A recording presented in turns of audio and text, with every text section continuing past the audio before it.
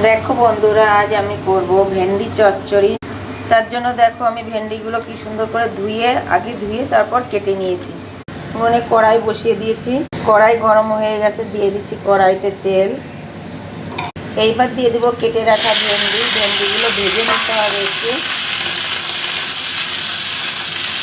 দিয়ে দিচ্ছি অল্প করে একটু লবণ, আর দিয়ে দিচ্ছি অল্প করে একটু হলুদ গুঁড়ো। ভেন্ডিগুলো ভাজার জন্য অল্প লবণ হলুদ দিয়ে একটু ভেজে নেব। ভেন্ডি চচ্চড়ির জন্য কি মশলা লাগছে: 4টে কাঁচা লঙ্কা, 1 চামচ সাদা শস্য, আর লাগছে অল্প কটা কালো শস্য।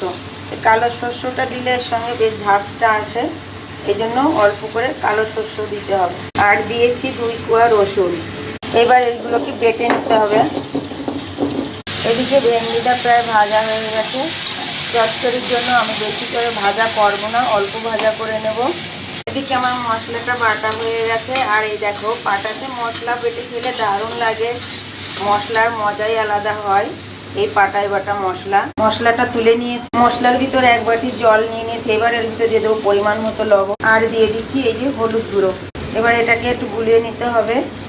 এইবার আমি ভেন্ডির ভিতরে মশলাটা ঢেলে দেবো, আর একটু জল দিতে হবে। এইবার দিয়েছি এর ভিতরে আর একটু জল। এবার জাল দিতে হবে। 5 মিনিটের জন্য একটু ঢাকা দিয়ে দেবো। 5 মিনিট হয়ে গেছে। এইবার ঢাকনাটা তুলে নিচ্ছি। এই যে জাল হচ্ছে, দেখো কত সুন্দর জাল হচ্ছে। ভেন্ডি চচ্চড়ি প্রায় হয়ে এসেছে। এবার দিয়ে দেবো এর ভিতরে 1 চামচ সরষের তেল, কাঁচা সরষের তেল। দেখো প্রায় হয়ে এসেছে। এবার দিয়ে দিচ্ছি সামান্য একটুখানি আখের গুড়। এই আখের গুড়টা দিলে এই গন্ধ ভাবটা কেটে যায়।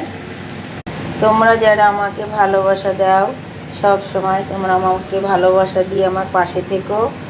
আর যারা এখনও আমার চ্যানেলটাকে সাবস্ক্রাইব করোনি, তারা আমার চ্যানেলটাকে সাবস্ক্রাইব করো। আর আমার এই রেসিপিগুলো যদি তোমাদের কাছে ভালো লেগে থাকে, তাহলে একটা লাইক, শেয়ার, কমেন্ট আর সাবস্ক্রাইব করতে ভুলো না।